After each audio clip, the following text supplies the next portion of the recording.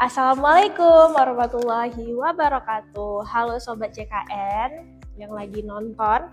Nah, kembali lagi kita di live BPJS on Air, BPJS Kesehatan Kantor Cabang Tapak Tuan. Oke, kita kembali lagi di BPJS on Air. Boleh kesini lagi pemateri kita? Kurang nampak nih mukanya ya, dilihat sama peserta kita nih. Oke, di episode kesekian, jadi hari ini kita bersama bintang tamu baru newcomer yang pastinya luar biasa. Oke, kembali lagi dengan saya sebagai host Ayah, dan boleh perkenalan dulu bintang tamu kita pada hari ini. Halo, perkenalkan nama saya Fazira Putri Salsabila sebagai staf kepesertaan. Oke, kepesertaan ya Kak. Jadi kita bisa nanya nih tentang kepesertaan atau reaktivasi peserta, karena ini memang kerjaan Kak Bella tiap hari gitu ya. Oke, jadi hari ini kita akan membahas tentang salah satu program BPJS Kesehatan, yaitu program Jelita ya Kak ya, Iya. atau jenis layanan rekrutmen dan reaktivasi peserta seperti itu. Karena kan sekarang banyak masyarakat ya yang menerima telepon atau WhatsApp dari BPJS Kesehatan, terus mereka nanya-nanya nih, apakah ini resmi, terus untuk apa sih saya dihubungi gitu. Jadi di live kali ini kita akan membahas lebih lengkap mengenai apa itu program Jelita, siapa yang menghubunginya, dan apa manfaatnya bagi peserta seperti itu. Oke, jadi untuk para sobat JKN yang bergabung, nanti jika ada pertanyaan mengenai program Jelita ataupun mengenai BPJS Kesehatan, boleh aja nanti kita bantu jawab. Boleh di komen aja. Tapi setelah kita menjelaskan dulu kepada peserta apa itu program Jelita atau jenis layanan rekrutmen dan reaktivasi peserta. Oke, boleh nih Kak Bella dijelaskan dulu nih ke teman-teman semua sebenarnya program Jelita itu apa sih? Gitu. Oke, mungkin dari teman-teman semua udah pernah mendengar juga ya apa itu program Jelita, tujuannya ke siapa gitu kan. Nah, di sini kita akan membahas lagi ya. Nah, untuk Jelita ini merupakan jenis layanan rekrutmen dan reaktivasi peserta. Nah, program ini merupakan layanan BPJS Kesehatan melalui telepon ataupun WhatsApp resmi kepada masyarakat untuk memberikan informasi maupun pendampingan terkait kepesertaan JKN. Oke, nah jadi kan untuk Jelita ini berarti mereka yang dihubungi gitu ya sama petugas kita gitu ya Kak Bella. Jadi sebenarnya sasaran dari program Jelita ini siapa aja Kak? Nah, untuk sasarannya itu seperti peserta JKN yang status kepesertaannya tidak aktif boleh menghubungi, kemudian peserta PBPU yang sudah mendaftar tetapi belum mendaftar tetapi belum membayar iuran pertama, kemudian masyarakat yang belum menjadi peserta JKN namun berpotensi untuk mendaftar. Oke, terus sebenarnya tujuan program Jelita ini apa sih Kak? Nah, tujuannya ini sangat bermanfaat kepada masyarakat. Pertama, itu meningkatkan cakupan kepesertaan JKN, kemudian meningkatkan jumlah peserta aktif, serta meningkatkan kepatuhan masyarakat untuk membayar iuran sehingga masyarakat tetap mendapatkan perlindungan kesehatannya. Oke, jadi ini seperti layanan jemput bola juga gitu ya Kak? Iya, jadi benar sekali, untuk Kak. peserta-peserta yang lupa membayar atau peserta yang kepesertaannya sekarang non-aktif, jadi dibantu hubungi oleh petugas kita agar status kepesertaannya itu tetap aktif, dan apabila digunakan untuk berobat nanti dia bisa make gitu ya Kak? Benar. Oke, untuk teman-teman yang sudah join, jangan lupa nanti diklik logo kuning ya di kiri bawah. Jadi di situ nanti siapa yang mungkin mau mengaktifkan kepesertaan atau apa boleh reach out ke kita gitu. Oke, jadi tadi kan kita udah jelasin untuk apa sih program Jelita, siapa aja sasaran Jelita. Nah, kemudian yang menghubungi peserta dari program Jelita ini siapa Kak? Yang menghubunginya sendiri itu dari BPJS Kesehatannya yang telah dibekali pengetahuan mengenai administrasi kepesertaan dan pelayanan peserta. Nanti petugas akan membantu memberikan informasi, mengingatkan pembayaran, serta membantu proses reaktivasi maupun pendaftaran apabila diperlukan oleh masyarakat. Oke, nah jadi kan ini untuk petugas jelita ini sebenarnya sangat berguna ya untuk masyarakat, apalagi kita yang memang lupa bahwa BPJS non aktif, jadi memang ada reminder khusus dari petugas kita. Nah jadi untuk teman-teman yang memang mau reach out juga oleh jelita, nanti boleh diisi aja formulir yang ada di kiri bawah gitu ya. Nanti isi data diri, nanti petugas kita juga akan nge-reach out mereka terkait kebutuhannya gitu. Kemudian jika dihubungi nih oleh petugas kita, jadi dihubunginya itu melalui apa gitu Kak? Dihubunginya itu bisa melalui telepon biasa atau WhatsApp resmi. Nah, apabila pesan atau telepon dari BPJS Kesehatan terkait kepesertaan JKN, masyarakat tidak perlu khawatir lagi karena kalau misalnya nomor tersebut berasal dari kanal resmi BPJS, itu aman-aman saja, Kak. Oke, nah jadi nanti biasanya mereka ada centang biru gitu ya? Iya, benar. Centang biru atau memang ada logo BPJS Kesehatan yang verified. Jadi kalau misalnya memang selama dihubungi oleh petugas itu aman berarti ya Kak? Aman banget. Jadi kita nggak usah takut atau nggak usah ragu nanti ini penipuan apa enggak gitu ya. Asal jangan kalau misalnya memang udah aneh disuruh kirim foto kakak atau foto identitasnya itu jangan gitu ya, karena nanti itu berpotensi kepada penipuan. Oke, gitu. Jadi ini di sini kita udah banyak sekali ya Kak Bella pertanyaan-pertanyaan dari sobat JKN.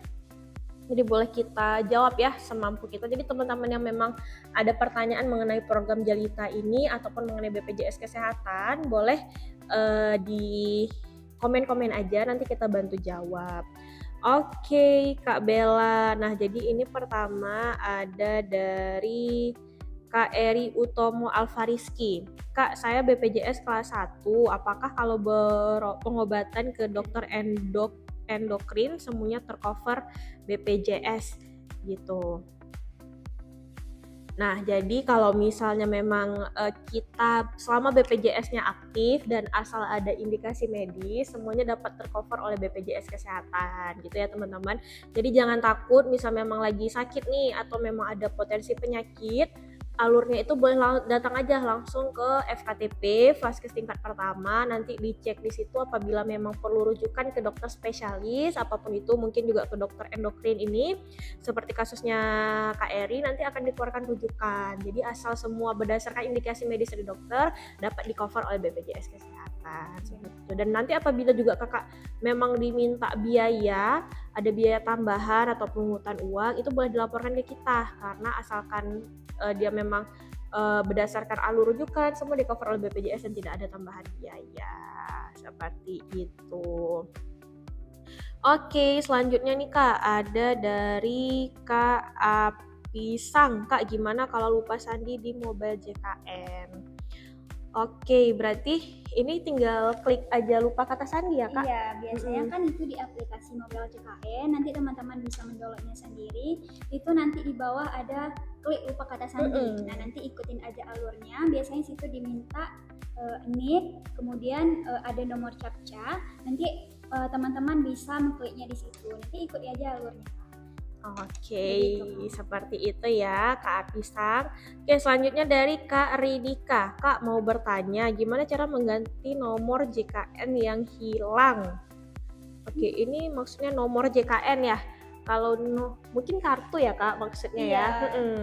Kalau untuk nomor JKN itu sepertinya nggak bisa hilang Kak, karena kita mendaftar atau kepesertaannya itu bisa kita cek melalui NIK atau nomor HP yang terdaftar di kepesertaan JKN-nya. Jadi untuk nomor JKN itu sepertinya tidak bisa hilang Kak ya. Mungkin kartunya Kak ya, kartu berobatnya, kartu JKN-nya Kak ya. Ya kalau untuk kartu JKN karena kita sekarang nggak cetak lagi ya Kak. Iya, Kak. Jadi berobat bisa menggunakan apa nih Kak Bella? Nah untuk berobat kita bisa menggunakan KTP atau kakak barcode aja sekarang Kak. Jadi tidak perlu mencetak untuk kartu JKN-nya lagi. Dan dari BPJS sendiri itu tidak mengeluarkan kartu fisiknya Kak, udah digital sekarang Kak.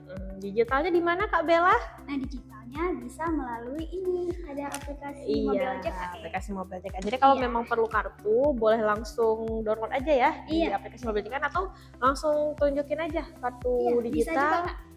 Langsung dia bisa berobat. Oke, seperti itu ya Kak. Selanjutnya ini dari Kak Uclik Snacks Bungsu. Kak, update BPJS bayi berlahir bisa pakai online nggak ya? Mudah sekali. Jadi di sini kita ada layanan, karena layanan online kita ada Mobile JKN ya Kak, ada nomor Pandawa sama Kirsen 165. Jadi kalau misalnya memang mau update bayi baru lahir, mau update nik, mau update nama, itu nanti boleh aja langsung cek ke nomor Pandawa kita di 0811 8165 165. Nanti boleh pilih aja menu administrasi, kemudian di link nanti tinggal pilih aja perubahan data, nanti datanya sudah terupdate seperti itu. Jadi untuk teman-teman ya, kita kan sekarang ada kanal layanan online nih, jadi kalau saya datang ke kantor, kalau bisa perlu reaktivasi, perlu perubahan data, perlu informasi ataupun pengaduan, bisa langsung ke kanal layanan online kita. Ada apa aja nih Kak Bella? Di sini ada Mobile JKN, kemudian nomor Pandawa, dan ada juga call center. Nanti teman-teman bisa catatnya di sini ya. Oke, boleh di screenshot ya teman-teman. Jadi nanti kalau misalnya memang perlu, jadi udah ada nih nomor-nomornya. Jadi kan sebenarnya mempermudah peserta juga gitu ya. Iya. Oke, selanjutnya kita bertanya lagi dari Kak HTS Hechan. Izin tanya Kak, apakah lahiran normal boleh ke RS? Terima kasih. Oke, jadi kalau lahiran itu kan boleh kita lahiran bisa di bidan, bisa di puskesmas, bisa atau ke rumah sakit bisa. Tapi sekarang sebenarnya di bidan ataupun di puskesmas lahirannya juga udah aman gitu ya Kak. Tapi kalau misalnya memang dalam kondisi tertentu, urgent, gawat darurat, itu boleh langsung ke rumah sakit, ke IGD rumah sakit terdekat gitu. Tapi kalau misalnya memang mau lahiran di puskesmas atau bidan itu juga nggak ada masalah gitu ya Kak. Iya benar. Oke, selanjutnya ini komennya banyak sekali nih Kak Bella. Jadi mohon maaf ya yang komennya ke skip, nanti boleh komen ulang aja, kita bantu jawab sebisa kita. Oke, selanjutnya dari Kak Rembulan. Kak, kok saya ke puskesmas mau rujuk ke spesialis kulit katanya nggak bisa Kak, padahal sudah terlihat parah. Oke, ini tergantung, kita harus lihat dulu ini gimana kondisinya ya, karena ada beberapa penyakit yang memang tidak bisa dirujuk karena kompetensinya itu sudah bisa dilakukan oleh dokter umum di vaskes tingkat 1 di rumah sakit ataupun klinik. Namun kalau misalnya memang berdasarkan indikasi medis ini harus dirujuk, itu memang dokter berhak mengeluarkan rujukan.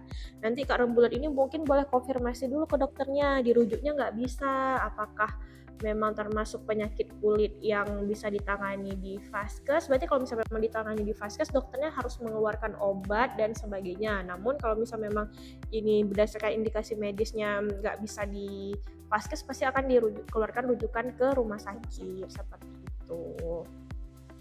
Oke, selanjutnya dari Kak WRN Dani. Kak, BPJS pemerintahku dinonaktifkan, apakah bisa diaktif kembali BPJS pemerintahnya Kak?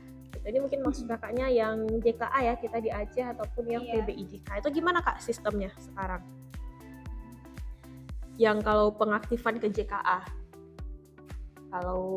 Kalau misalnya kita di Aceh kan ada JKA gitu ya. Jadi pengaktifannya itu cukup melampirkan kakak aja ya. Untuk pengaktifannya sekarang kakak nggak harus lagi datang langsung ke kantor BPJS-nya.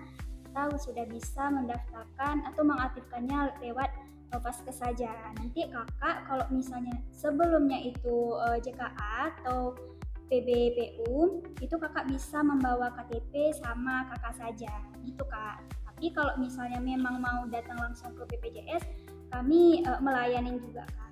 Begitu. Jadi kalau misalnya memang kakaknya di Aceh, kalau nonaktif pemerintah bisa kita aktifkan kembali ke pemerintah Acehnya. Tapi kalau misalnya memang kakaknya di luar Aceh, itu kembali lagi ke regulasi masing-masing pemerintahnya. Nanti boleh kakak konfirmasi langsung terkait regulasi ke kantor BPJS terdekat. Seperti itu ya Kak WR Dani. Soalnya dari Kak Ndra, Kak kenapa ya saya sudah nikah lama, udah pisah kakak, bikin JKN kok malah satu keluarga yang ikut bukan istri. Oke, berarti mungkin sebelumnya Kak Ndra ini belum pernah melakukan update data ke BPJS Kesehatan. Jadi sekarang Kak Ndra boleh langsung chat aja ke nomor Pandawa di 0811 816 5165. Nanti dilampirkan aja kakak terbaru. Nanti datanya akan divalidasi oleh petugas kita. Gitu ya Kak Ndra. Jadi karena salah satu kewajiban peserta itu adalah melakukan perubahan data apabila memang sudah menikah, sudah ada data update terbarunya, itu memang harus dilaporkan ke kita. Benar. Gitu. Oke, selanjutnya dari Kak Z. Kak, untuk pendaftaran anak keempat PNS gimana? Oke, nah jadi kita kan kalau PNS itu ditanggung sampai 3 ya? Anak ketiga. Sampai anak Cuman, ketiga. Alhamdulillah sekarang nih Kak, untuk karyawan swasta, kalau untuk PNS memang sudah ada regulasinya, sudah ditanggung sama kepesertaan BPJS PNS-nya Kak. Tetapi kalau untuk karyawan swasta baru-baru ini sudah disahkan